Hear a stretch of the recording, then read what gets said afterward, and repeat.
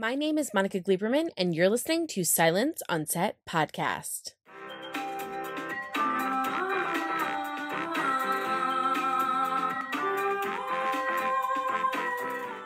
On today's podcast, we're talking to the cast of Tulsa King, Paramount Plus's new show, which follows the release of a prisoner and previous mafia member, Dwight the General, is exiled to Tulsa, Oklahoma, where he builds a new criminal empire with a group of unlikely characters. So to talk about the show, first up is Andrea Savage. Taylor Sheridan's writing is obviously a never-ending list of strong female characters. Can you tell us how Stacey Beale continues this tradition? Well, I would say that Stacey kind of is mirroring Dwight's character in terms of also being at sea in her life and reassessing sort of how did she get to this point in her life and just desperately wanting connection and intimacy with some support system because she has been unable to do it.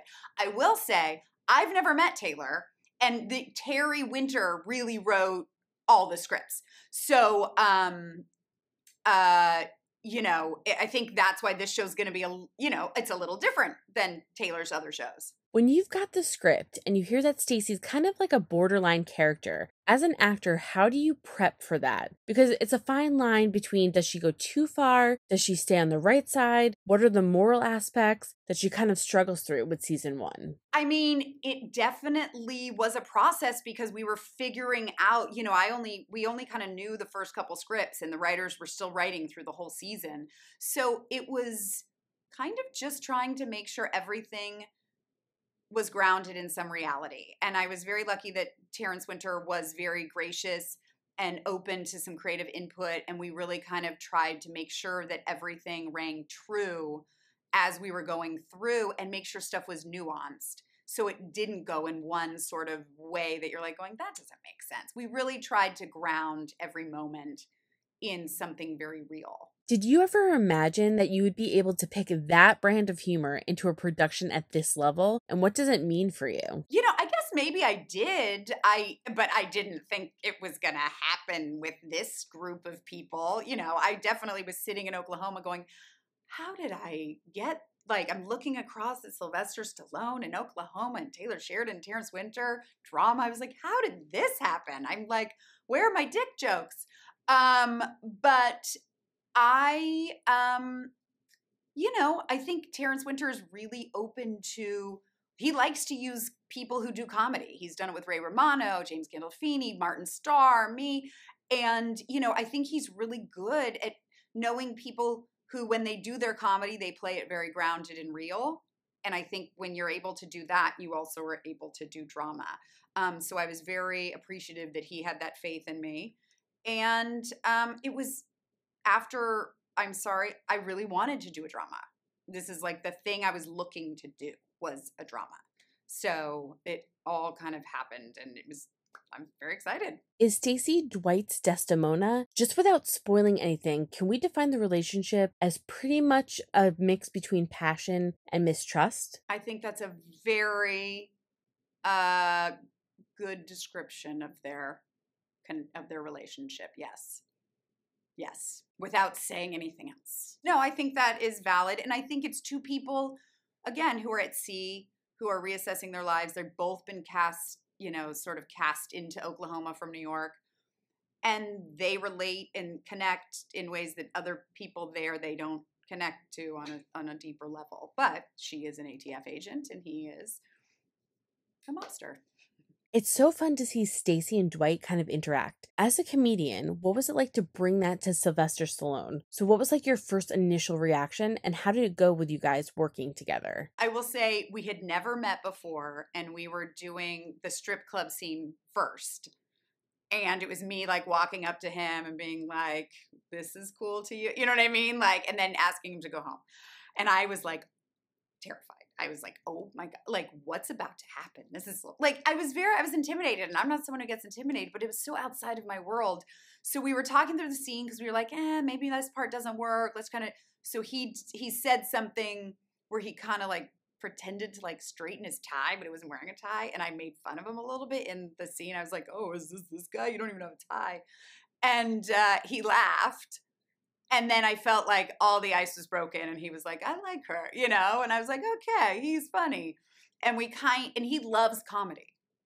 And so I think he has a real respect for people who do comedy. And it broke the ice, and then we were kind of off to the races. But I was legitimately nervous. What would you say is the most important thing that we need to know about Stacey Beale? I think the important thing you need to know about Stacey Beale is that she is very much struggling in her life to keep her head above water and figure out how she got to her 40s with no family, no real friends, not really knowing who she is and having no one really to rely on. What kind of preparation or training did you do to become an ATF agent? You know, I did gun training. I went to the range in Oklahoma, which literally is just stepping outside your door. Everything's a gun range there. No. But I did fire guns, and really, you know, you have to really do it and be like, God, there really is a lot of power in that. Like, these are not jokes. These are not, because you can sometimes go on set and you just kind of do it and it's kind of fake. But it was like, there's a kick and it's powerful, you know. And I also did a lot of research on, like I was talking about, like the crime that is in actually Oklahoma. Like, what are ATF agents investigating? And it is a lot of like white supremacy and a lot of motorcycle gangs and a lot of, you know, people who are not open to differences and people who, you know, in drugs and, you know, violent. I want to ask you for the show, what would you like to tease or what are you most excited about for us to see? I'm excited just to, honestly, because this is so different than when you do a comedy, when you know if a comedy works right away. You know, it's either funny or not. You're kind of, you know, putting all your faith in these people and going, I hope this works, you know, and Stacey's kind of on an island. So I wasn't working with a lot of the other actors. So I haven't seen most of the show. And so personally, I'm excited to just see how it all comes together. Often in shows where there's a younger woman character paired with an older gentleman, that becomes part of the conversation outside of the show. On this show, it's also a topic of conversation on the show itself. So how would you describe what goes on the show and speak to any naysayers who might want to poke at it before they get to know the show? I mean, the fact is she thinks he's younger than he is and finds out how old he is and is like, oh shit, I'm out of here. Which, for me personally as an actress, if that wasn't in there, I think it would have been difficult for me to take this role. Because I was like, I would have been one of those naysayers to go like, come on. No one's talking about this. It's just we're all pretending this is normal and nobody addresses it. I was like, I loved that it was addressed. It was scary because I was like, oh God, I have to say this to Sylvester Stallone's face. You know, but he was great. And obviously we knew it was in the script. So, you know, listen, Stacey's a flawed person and she's just looking for a connection and they connect on a deeper level. And I think she thought he was younger. And then that causes a conundrum for her, you know, as does when she finds out what he does for a living. So she, you know, kind of backs off. What was it about Taylor Sheridan or Terrence Winter's writing that you knew you could trust the words that were on the page? Well, one, when you read it, you're like, this rings true and authentic. And also trusting their experience. You know, you just have to go, this is Terrence Winter. He knows what he's doing. And I have to, and sometimes, and I'm not always great at this, of putting my faith that other people have stuff under control, because I, like on my own show, I did everything. And so it's sometimes hard for me to go on something and just be an actor. But it really was going, this is Terrence Winter, this is Taylor Sheridan, they know what they're doing. Dramas are a different beast. I have to put faith that it does come to, you know what I mean? That it's all, somebody knows what they're doing. And I think it's just, their work speaks for themselves going in. And my final question is about Stacey. So for you, how was it in terms of her arc? And are there any surprises you think we will end up seeing or surprise decisions Stacey might be making this season? Yeah, I think there's some surprises along the way.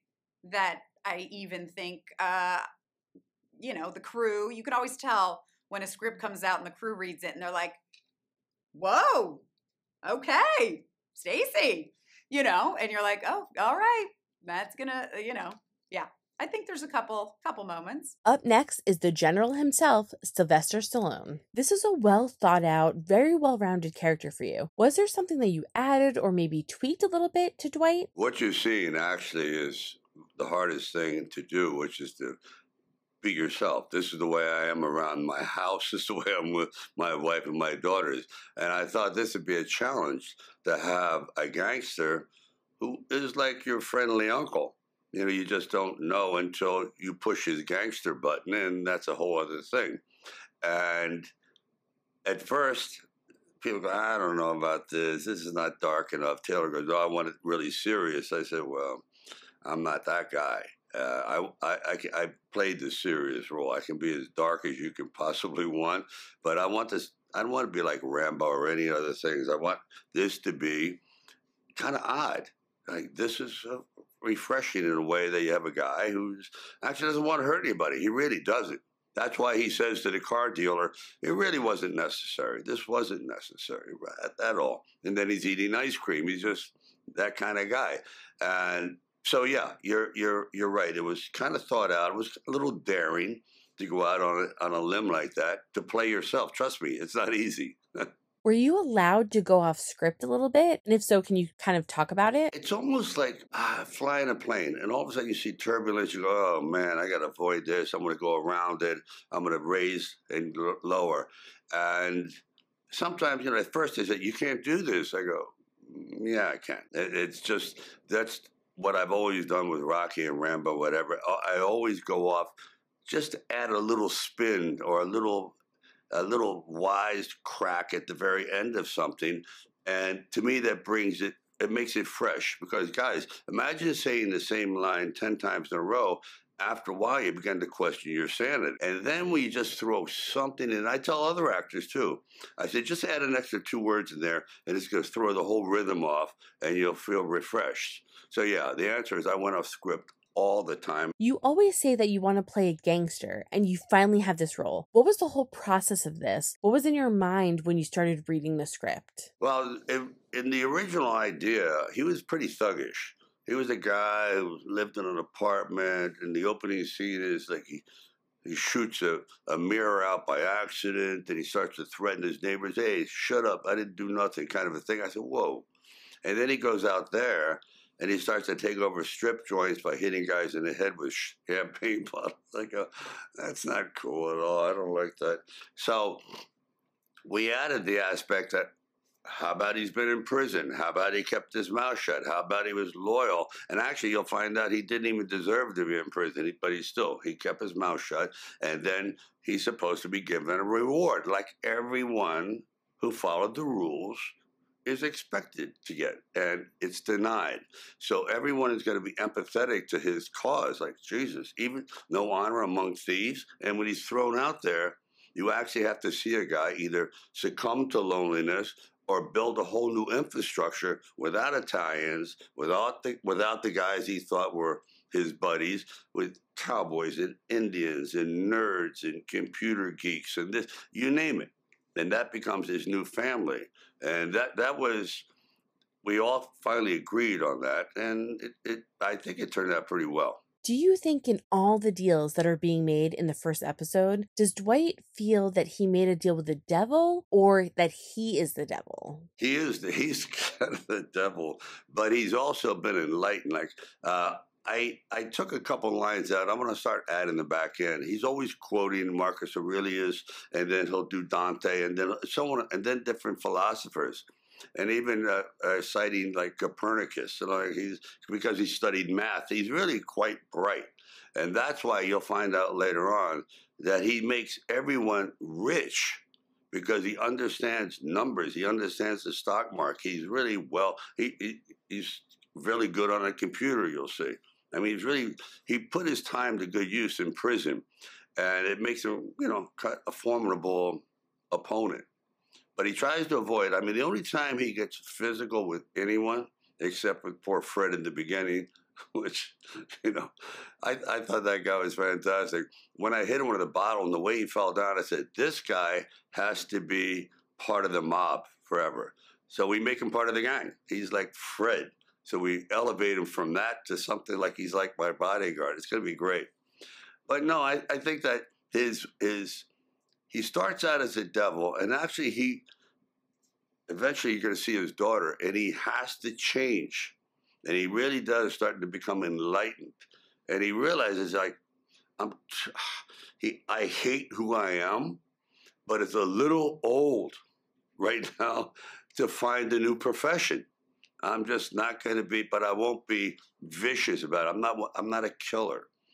So he'll continue to do his nefarious things, but in the context of what's going on, like, he's not violent, except once. And then he's really violent. So obviously Dwight has been in prison for 25 years. So as an actor, when you read that and you're playing this, and this is kind of like your first 10-episode long television show, how did you prep for that? Because there's so many comments and jokes that he makes in terms of the world that he hasn't seen for 25 years. Good question. The preparation is that actually is not far off from the truth, because as I think I'm getting to use an iPhone, I realize it's almost obsolete. You know, that they've got it keeps progressing. Like, I have no idea. I watch my daughters, and I'm in constant denial about how archaic I am. But so as long as I don't try to outsmart the audience. I bring up a few times, for example, I bring up these old TV shows, things that I can relate to, that everyone, like a disco, and excuse me, but I thought I'm still being hip. The thing is to really embrace your awkwardness. And so I never try to be hip. I just try to be functional, but I'm never going to be like Tyson. This guy here, he's really smart, and you're going to see him evolve to, actually, he's going to become a little competitive, that kind of thing. So everyone's evolving. But me, I'm devolving. I just want to play with my grandchildren, seriously, and make a few bucks. I'm not interested in being like this ambitious killer at all. This show is the funniest I've seen in a while in a genre like this. What was it like at this point in your career to be able to embrace that side of yourself and not have to be like a macho man? It is the most liberating feeling, because I never thought it was ever going to happen. When I used to tell people, like, I said, Rambo's a performance. I'm not really that monosyllabic and dark and petulant, and I really don't talk like Rocky either. But people always assume that's who I am. This one, finally, it's liberating, because this is who I am, for real. I mean, I'm in between takes, whatever. It's always the Dwight guy, but that's because this is how I talk. This is how I roll. And I thought, let me just see if this works. If it bombs, then I know I have a shitty personality. Okay. If it works, I go, finally. Because I've always been the class clown my whole life, believe me. That's why I went to 13 schools in 12 years. I just am very, very hyperactive. And I just thought I'd try to put it in this character to see if it flies. Dwight is coming out of prison after 25 years. He's getting a second chance. What does having a second chance mean to you? And have you ever experienced that in your life? You've hit a subject. This is the topic and the subject that fascinates me the most, because it's one that we constantly seek, which is redemption. We all make these carnal mistakes. God forbid, whether it be, you married a girlfriend, this, the wrong jobs, whatever it is, a parent relationship, and you go, God, could I just get a second shot at this? And this is a perfect vehicle, perfect format that's my philosophy in life. So Dwight, I'm always drawing on the way I feel, because I feel like I've made so many mistakes. Probably I'm feeling more guilty about it than I should, because I have this persecution complex, but it pays off. It's good for writing, the persecution complex. So Dwight's sense of redemption is a journey that I have been on many, many, many times. I just try to make it not so lugubrious or so morbid. I try to make it, all right, he sort of laughs at himself, laughing on the inside, crying on the outside. Kind of, I reverse that. He's laughing on the outside, but inside he's a little torn up. And that will become much more apparent when my daughter finally pops into the scene here. I just want to say 50 years ago this month, you were filming The Lord of Flatbush. I wondered if you had any reflection on that experience. I do. That was what you call a real handmade kind of film where, oh, did we raise $15,000? Okay, we can shoot for another month and not shoot for 3 months, gain about 20 pounds, go back, lose it again. It took about 2.5 years to make that. And it was funded by a dentist. And it was one of those kind of handmade films.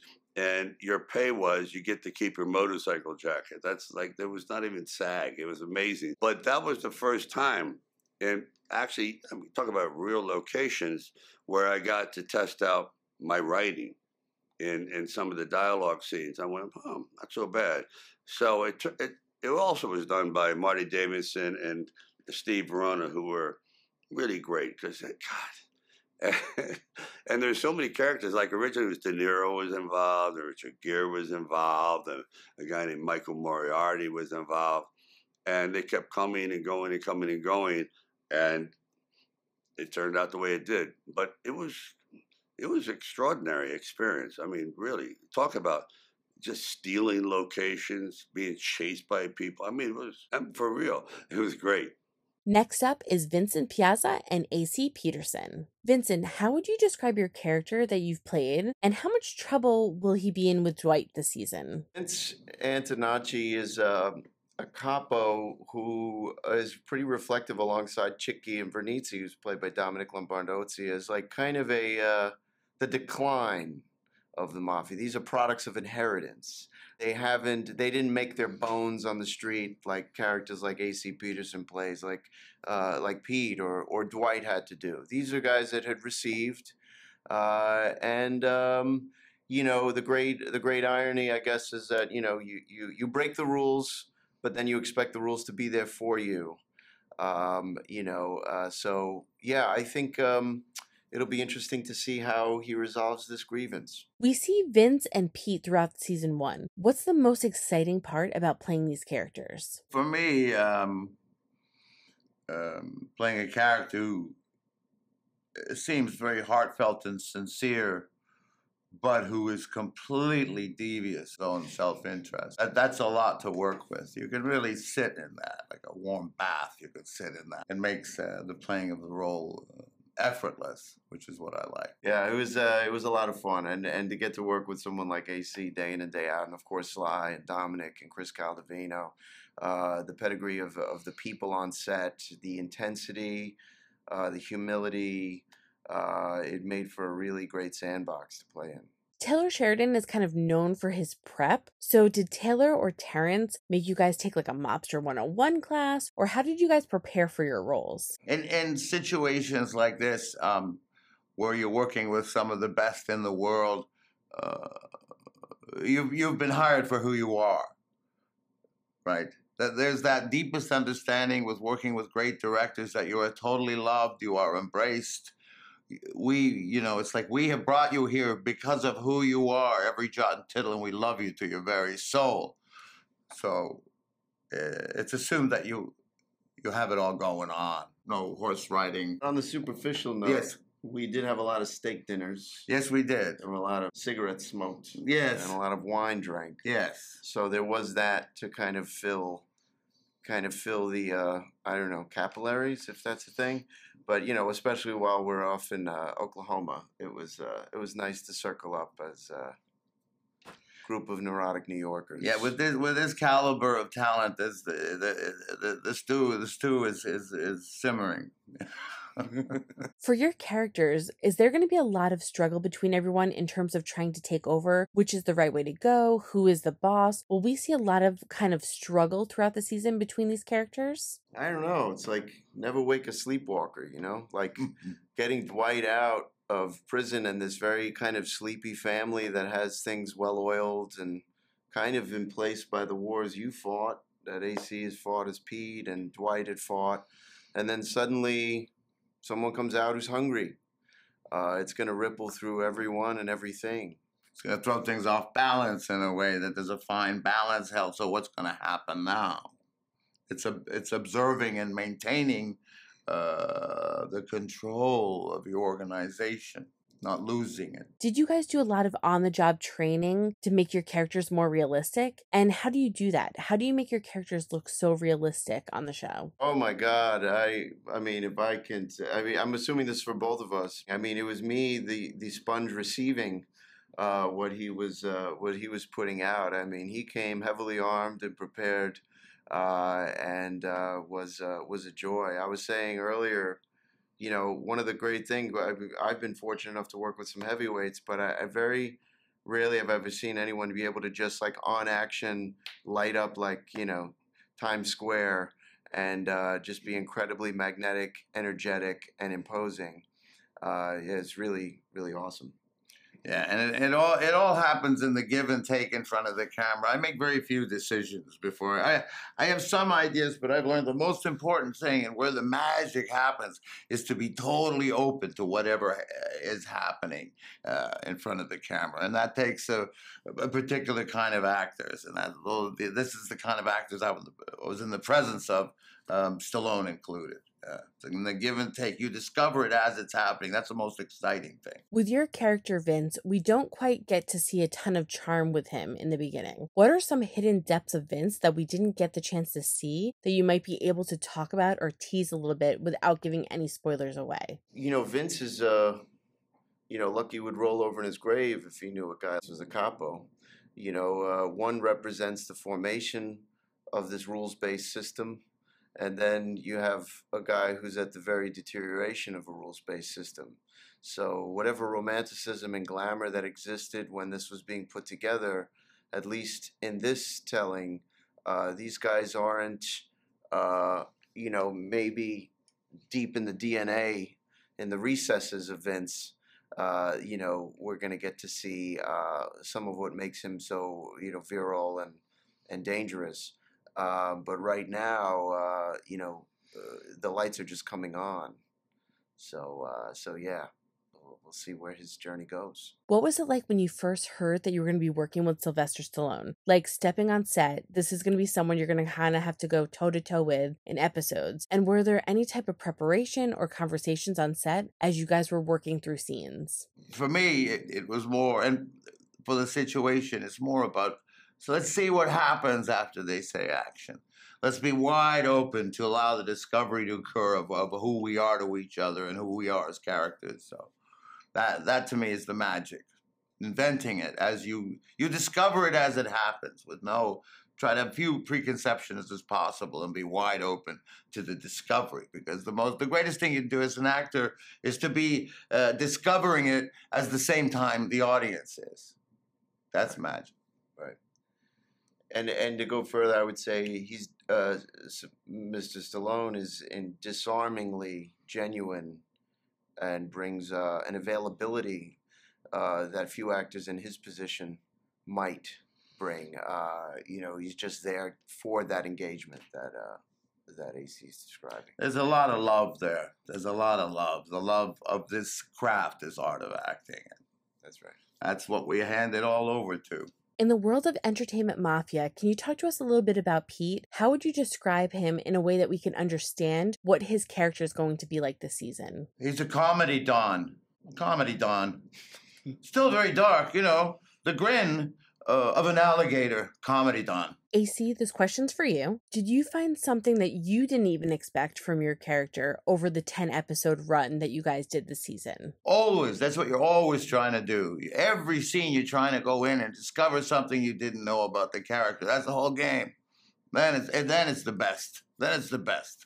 AC, were there certain moments that happened and right away you were like, that's it, that's the moment for me? And Vincent, were there certain times for you on set when you had the same feeling where you were like, yes, we just got it? I resist that feeling because I feel like it would stifle discovery. If I just say that's it, then what I've done is just ruled out what the possibilities are for every other shot. And because the nature of film, you might get it in one angle that's completely unusable, and you need to keep searching. You need to keep.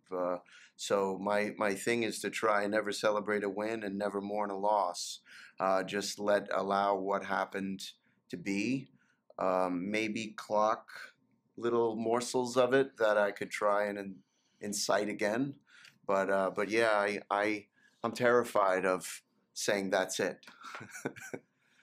There's ahas along the way. You're getting hints. You're always trying to discover every single moment, so. Sly noted that he spent a lot of time off script and kind of just went with the flow. I'm wondering how that impacted all of you. I guess, did it change any of your characters along the way in response to what he did? Freedom. It's about freedom of expression, freedom to follow the impulses as they come up. So yeah, so that was, I felt mutually encouraged. Until we got a memo where it said, hey, wait a minute, we're losing the plot here. So we were really given a lot of rope, and it was also brought to our attention when maybe we need to pull it back a little bit. So that's a nice balance to have. You feel you're in good hands when that's happening, where it's like you're allowed to go, and then, okay, let's go this way. So that's what being a director is about. Being a creator is all about, to keep an eye on that, so we don't lose the plot. Vincent, did you relish in the fact that you're one of the only handful of actors to be knocked out by Rocky on screen? Yeah, I won't make any bones about it. It's one of the reasons I signed up for the job. Already on page 5, you got me. Yeah, it was a joy. I mean, again, it was breaking through glass to like get to work opposite Sly and to play and to be part of that long cinematic lineage of him using his fists. What are you both looking forward to the most with the show coming out? Is there anything you guys can talk about or tease? What are you hoping fans are most excited for to see? I don't know. Mine is overall like there's nothing. I guess the most selfish thing in it is I just want people to laugh, have fun, not get so heady about TV. I think the show's a crowd pleaser. I think there's something in it for everyone. That's not to say it's short on intelligence, because believe me, there's a lot of really interesting social dynamics that are actually happening. There's a lot of truth in it, but it's fun, and I hope people go along for the ride. For me, the best thing about a dark comedy is when people laugh when they shouldn't. That's it was exciting for me. I was wondering if there were any points behind the scenes where you had a hard time gathering yourselves, because the scenes are so funny. Well, we laughed a lot. It certainly got goofy at times, which is great. Like hilariously funny. Yeah. Plus, all of these individuals are very funny people with crazy senses of humor. So, yeah. Yeah, Sly would riff a lot of ad libs. There were a lot of moments that he wanted the scene to continue. So, maybe it's resolved, you think, at the end of the page, but he'll keep taking it, and as an actor, you're obligated to keep going where it's going to go. We would take these long walks that got so fun and absurd that we just, the cut would finally be mercifully yelled, and we just started laughing. You guys kind of created a brotherhood where it's almost like a surrogate family. How did that come across by the time you guys were finished? And how close is everybody now that you guys are done? I mean, that was one of the great joys. I mean, AZ was talking earlier about being on location, getting in a new environment. It was almost like all of us were in this vacuum together, this away game. Where we get to lean on each other and spend all this extracurricular time getting to know each other. And I feel like then the stuff we get to bring on camera, there's so much more intimacy, there's so much more comfort, and I was lucky enough to know a few of the actors already and had worked with them and Terry, and it was just, it was an ideal, working environment, truly. Yeah, it's a deeper understanding, developing those friendships outside that degree of comfort. And all of these actors were superlative, very sort of emanating from New York, from the idea of realism, that actor's studio kind of idea that what we're trying to do is be very real here. And if that's understood, it again becomes very effortless to explore and allow things to happen, allow the spontaneity. to occur, allow the discovery to occur between action and cut. A lot of you guys talked about freedom. So I wanted to know, in terms of directors, writers, and people that came in, how were they with allowing you that freedom and space to kind of be open in front of the camera? Because it seems like it was a magical thing for you guys on the show to make that work. I think we were fortunate. I mean, every director that came on, was with the program. Like, they really allowed us. They gave us a long rope, and they were so familiar with the writing and the characters. And with Terry at the helm, he created this almost seamless episode to episode dynamic with his writers. And it was, I mean, I didn't notice a stark contrast from one to the next. We were generally given a lot of freedom to create these characters, and it is often the case with the series that as you're developing it as you go along. So I felt we were given free reign to do again that discovery and that exploration, and contribute our creativity to the whole picture. Up next is Dana Delany and Max Casella. Dana, I'm quite intrigued by your character Margaret and how she gets along with Dwight. Can you talk to us a little bit about the backstory you've given her and about their connection? What Terry Winter told me was that Margaret was a character that was going to be more developed in the second season, but in the first season, she runs this horse ranch in Oklahoma where Max's character Armin works, and Dwight comes looking for him at my ranch, and he claims that he's a private investigator, but it's a little fishy, especially with his alligator shoes and his sharkskin suit. So I'm not quite sure what's going on, and I don't trust him. But as Dwight and Margaret get to know each other, there's a bit of a flirtation, there's a bit of a dance, and then it starts to become who's using who. We don't quite know where it's going, but it's definitely going someplace different. Were there any funny or cool behind-the-scenes stories that happened while you both were filming on set? I almost got trampled to death by a horse. Did you? Dana? We're so focused on getting it done that I don't think we had a lot of time to play, did we? No. I mean, obviously there's this downtime on sets, where you're just, bored. But no, I mean, all the fun was had in front of the cameras. Yeah, I think for me, the last episode, there's a moment where Stallone's character has to get on a horse. And that was interesting because the poor man has had so many operations from all the stunts that he's done that it was a bit of a he did it though. He did it, but it was a bit of oh my God, be careful, because it's not easy getting on a horse, as we learned. I just want to talk about the fact that you were both very well-established voice actors. Was anybody on set daring enough to do a Sylvester Stallone impression? Not while he was around. We all did it when he wasn't around.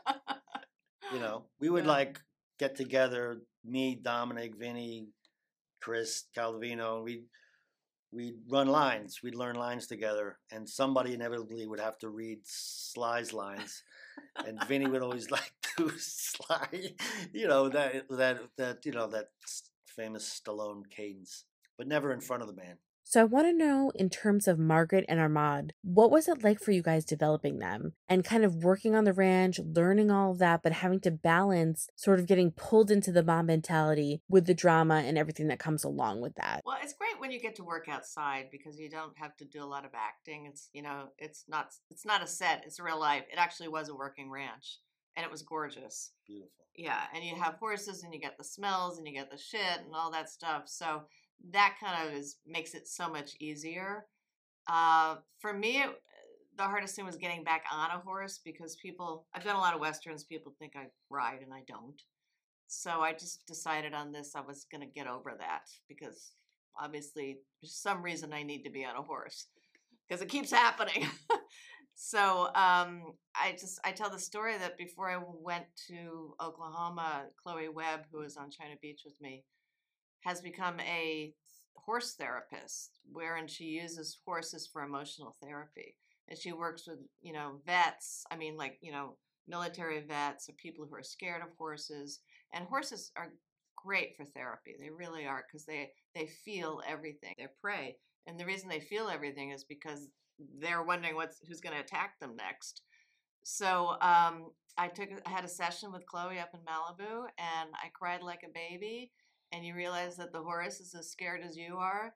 And I got on the horse again, and I rode, and I'm over it. So it was kind of a fantastic thing for me. I'm definitely afraid of them.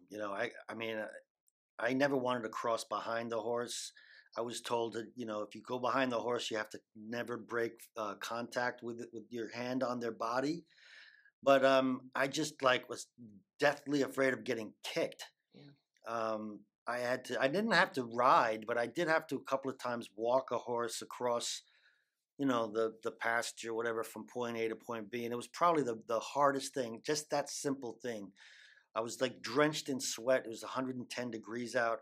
And, your instinct is to look at this. If you don't know what you're doing, if you've never been around a horse, you leading the horse, my instinct is to look at it, but someone who does it every single day of their life, they're just walking it. It's natural.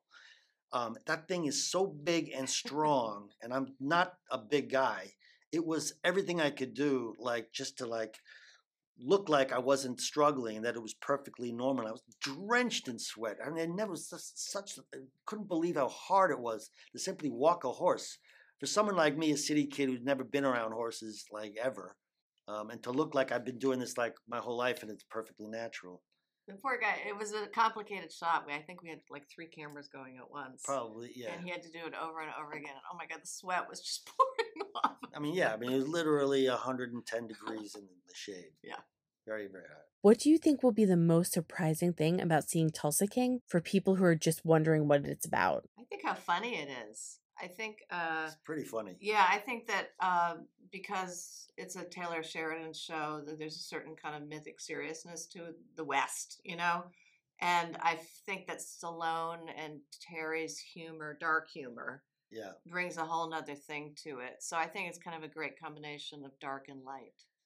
I mean, Terry Winter is one of the funniest guys, one of the funniest storytellers. I mean, verbally, when you're just with him and he's just telling a story, he's hysterical. And from his time on The Sopranos right through Tulsa King, he's really knows how to nail the hysterically funny absurdities, particularly in mob culture and mob life, but in regular everyday life. So the show is actually, it's a drama, but it is unexpectedly hilarious at times. Max, is there anything about your character that you sort of adjusted or made changes about in particular that you wanted to make sure made it on the show, or anything about your character that you kind of wanted to tweak? No, I mean, the writing was so great. You didn't have to do that. But I did, my usual, actor job of building in a backstory and context and stuff like that. But no, I mean, when you're lucky enough to get great material like this, that you don't have to do that. That's when you're working on something that's a real piece of dreck that you have to create it. And then you end up making a bad writer look good by, deftly, making dialogue that's not natural, making it natural by improvising and doing it. But that wasn't necessary for this. What did you both love most about being on set for this show in particular and playing these characters? I think it's because it was such a great cast. And the crew. The crew were great. I mean, just loved everybody at work. Yeah. From all the way down the line, every single person on set. I mean, I'd never had that much fun on a set, maybe ever. It was wonderful. I mean, we were there for 6 months almost. And a lot of us were misplaced, New Yorkers and Los Angelinos, and we all just had each other. And there wasn't much to do outside of work, so I was always just couldn't wait to get to work where I'd be around my friends, and get to play with this great character and this great writing and Sly and everybody. That was the best thing about it. We differ on this. I like discovering Oklahoma. And I had a lot of downtimes. I did go to the Cowboy Museum, and I recommend the First Americans Museum. I got some good ones. You can knock those out in the first 48 hours. It's funny, Taylor brings maybe a southern western charm, and Terrence Winter brings a little bit of an East Coast cynicism. So Ahmad seems like a perfect mix. He seems like a man cut between both worlds. Do you struggle with either aspect of that as an actor? No, that made it easy. I'm not playing a native Oklahoman, and I probably wouldn't be cast as one. No, I mean, it was perfectly like almost like it could have been written for me. I think it was written for you.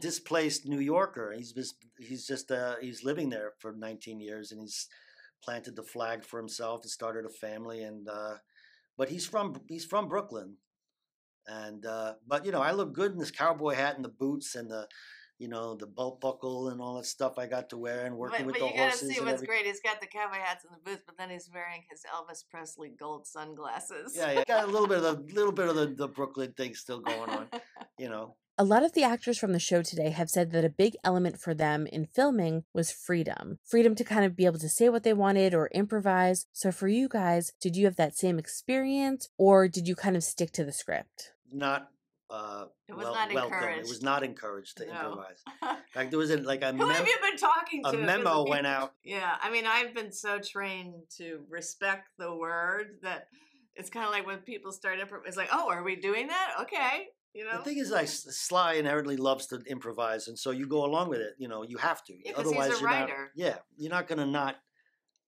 play off somebody who's doing something different. But it's never gone like off the rails. I don't know if Terry would agree with that, but I only improvise if I'm trying to make bad writing better, or if there's a moment that just seems like I just want to massage it a little bit. But you don't really have to do that with Terry's writing. It's like only doing yourself a disservice. You're going to miss out if you improvise something. Joke's not going to land that would have been freaking brilliant, and you're only cutting your own legs off if you do that. So I never wanted to particularly improvise. What is the most important thing we need to know about your characters? I think for Margaret, is that not as all as it seems, that you think she's just this woman who really likes horses, but that she might have another agenda because there's an ex-husband somewhere that is really a problem. So I think that's she's not just the nice horse lady. I think Armand is one of these people who's completely living a lie. He's a very repressed guy. He ran away from trouble and is pretending to be, a very quiet guy living under the radar. And Sly's character Dwight shows up and sort of blasts a hole into that. And Armand is forced to deal with who he is, deal with his past, deal with consequences. His wife had no idea about his background, and it sort of just blows a hole in his very safe, shallow existence. And finally, here's Garrett Hedlund and Jay Will. Garrett, this is such a great role for you. I'm curious about Mitch's relationship with his father. He mentioned that they didn't have such a great relationship when they were growing up, but he still feels obligated to take care of him. Do you think that's in the Tulsa culture, or is it something that you and Taylor really talked about in terms of a backstory? That's a two-part explanation. There's first, that's father-son dynamic in general for me. Secondly, I remember there was a line, I wonder if it's like a J.R. Mooringer thing or something like that. It said, you can be a father's boy, or a mama's boy, or a daddy's boy, but you can't be both. You tend to lean towards the one you feel you're going to lose. He's just, mom's not around anymore. He's taking care of his father. His father fought hard for the country as a veteran, aging veteran. He's trying to figure out the best way he can handle all of this. It's not been the easiest journey. It hasn't been the greatest cards he's been dealt. He's come out sort of freshly from prison himself. My character, Mitch, has had quite the roller coaster of a life prior to this. And it's a little introduction here to these characters' lives and what they're dealing with at the point of when Sylvester's character comes to Tulsa. So you're getting to see these relatable characters in their life and in their environment, and then see Sly come in and sort of, flip it on its edge with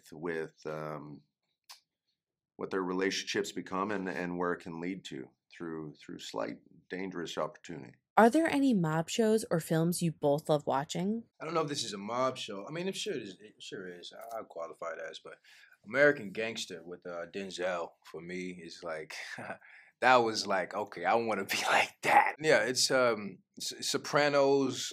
That's like, come on now, you can't. But again, it's like this is unique in itself. I'm gonna go Coppola. Can't touch the old Godfather.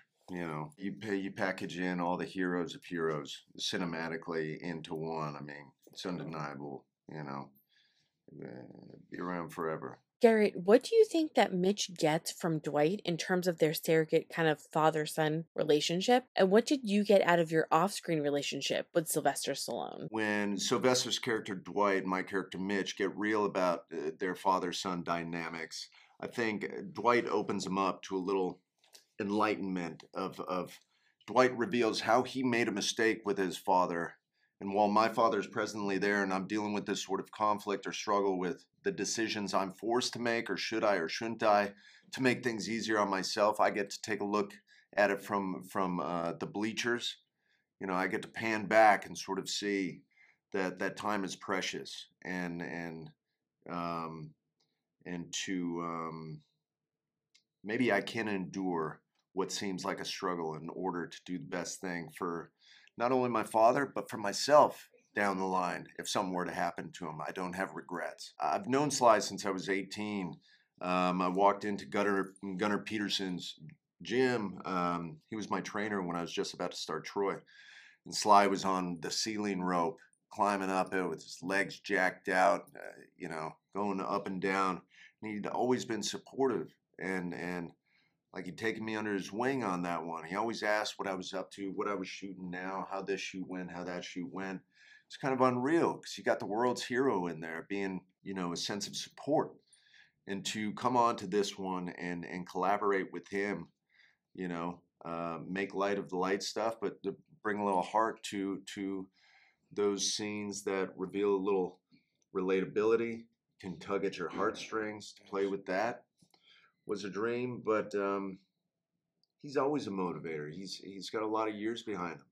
He's had a lot of successes. He rightfully admits his mistakes. He's open at telling me how to go with the flow and try and avoid the rocks. That's what Sly's always done for me, and I cherish him for that. In terms of preparation, when you get a script, did you create a backstory for each of your characters? And then did you end up kind of translating that on screen, or did you guys make adjustments as you went? The way I stepped into Tyson's character, I just kept it simple. Because I knew that it would reveal itself. It's not much you got to do with these lines. All you got to do really is I don't like to focus too much on the backstory, because I start to lose sight of what's in front of me. You know, you got, you know, the lines are being sent to you, and you just react to it, you know. And most of the time, the writing lends itself. You know, you create your own backstory in the first episode, maybe a little bit, but for me, it was like, you know, I think it revealed itself. By episode 2, I knew how I could expect, and you know, I think also it was unique because, you know, I don't think I was cast this role for any, you know, for no reason. Like, this was a specific reason. They saw Tyson in me before, and it was like, oh, he already is the backstory. Like, he already, you know. So I possibly, that might be the case, but I didn't focus too much on that. But it's a, you know, some actors may. Backstory and the writing was there. Got on with David Glasser and Terrence Winter, and they were telling me about the project. They sent over the first 4 scripts. The backstory was there. The rest of the episodes were yet to come, but it was a great platform to take off from and see where it could go from there. And that was really enough for me. I was shooting something at the beginning that I was committed to. So, you know, yeah, I didn't have to come in and do anything funky like, you know, my character only wears 2 left-footed boots, or, you know, female underwear because he feels uncomfortable. It was all there for me. Tyson seems like the perfect sidekick for Dwight. Why do you think this arrangement works so well? I think it's just similar boundaries. I think similar boundaries. It's like that just kind of drew it together. We both are hungry for. It's actually crazy. The chapter that he's in his life is very similar to the new chapter that I'm in my life. You know, he has a new life. He's stepping into something new territory, a new place, new way of people, new social life, new love life. And it's like, oh, okay, so how can I adapt here? For me, as Tyson, this is a new possibility, new job, new occupation, new friends, new it's and it expands from there. So it's just a land of newness, and we're both green right now in the beginning. It starts off very fresh. Um, we don't know how it's going to turn out, but I think one thing we both have in common is that we're brave enough to just put our foot down and head first. It's just step up in it. Jay, you have such an interesting relationship with your on-screen father, Michael Beach. What's the history that they've discussed with you about their relationship? Because his father seems to be a bit concerned about his new path that Tyson's taking. We're losing sleep. I know my mama losing sleep over me. And it's like it's like trusting that whatever source is gonna protect your seed, when you're not there. And trusting that you didn't. It's crazy. My mother just not just, but my mother tells other mothers this now, which is big because she wasn't even like this. Your child comes so you can give them away, and so they can live their own life. And like a lot of parents don't really understand that. They really, want to keep their kid in a full Nelson for the rest of their life, and that's really not, how it's really gonna go. So. Your mom continues to just amaze My me mama with. is that. I mean, one. that's straight out My of mama- Khalil Gibran's The Prophet, where it's like your children come through you, not from you. Wow, give them your love, but not your thoughts. I mean, your mom's just on top of everything. My mom. Just look, watch out for my He mom. relayed a line she said before about you can give somebody all of your trust until they wreck it, or you can make them earn it. And I'm like, man, Mama Will's just got to get in here with us or in the show. She need to be up in here, just wisdom, just flicking it everywhere. But Michael is a good legendary. Honestly, he's his flowers should have been given to him, and I give them to him now in this session here. He's like he puts the work in, and he's honest, and he's truthful, and it's raw, and it's like. The discipline this guy has, I got in there and I didn't really. It was one scene, where it got the chords really started to really, it was distorted, things got kind of, up there, and I didn't have to do much as the actor preparing for this because he gave me what I was looking for. He's the scene partner every actor wants to play with. Because it's like, you don't got to do nothing. You don't have to do anything. You just have to just step up in there and just receive it all. Because you going to react to what they going to give you. And that's just a gold mine for an actor. What did you both love about being on the show and about playing these specific roles? Like I said, it was about being, on board the ship that Terrence Winter and Taylor Sheridan are steering. This cast, everybody's at the top of their game. Everybody's so right for all these characters, and I can't wait to explore every facet of it with them. That's it. I just think it's going to be one of the most exciting shows on television. For sure. It's the dream team, so I'm excited to see where it goes with this crew. And that's not bluff. I honestly think it's going to be like one of the top-notch shows out here because of the. It's the relatability for me. It's the truth for me, and it's like it's so unique. Again, you don't see too many mob shows in the Midwest. I'm really loving seeing this kind of off-screen friendship that you two have. So please tell me that at some point in the season we get to see Tyson and Mitch kind of become brothers as well. I hope they see it outside the camera and be like, oh, there's a little something there. Let me see if we can put a little mission in the script. Y'all go, sell this or go pick that little package up here. Who knows, but maybe. Yeah, I don't know if it becomes a situation where we're finishing each other's. Nope, guess they won't. Finish each other's sentences. I mean, look, who knows? I don't know. It works itself out. Yeah, I'll be honored to work with this guy that here. was a test to see if you get the road. I failed all the tests. That's why I'm an actor. I couldn't have been a doctor. I couldn't have been a lawyer. I just keep it real. I'm not a test guy. Don't test me. I'm just taking it personally now. It's a great guy here. As characters for Mitch and Tyson, how would you describe their journey throughout season 1? Describe the journey. I guess on this, we can only really touch on episode 1 and 2. Unfortunately, we can only really touch on this nice little introduction that you get to the characters, and you get to see, you know, they're set up on these platforms quite quickly for you to understand what their current situations are. Obviously, locals, Tulsa, Oklahoma. My character, bull rider, ex-convict, ex-guy with some pill popping issues. Got a tricky situation with, you know, with his aging father. It's just a platform for you guys to get the gist kind of quite quickly and give the opportunity to explore in all the further episodes. Couldn't be more excited to have the audience to see where it goes from here.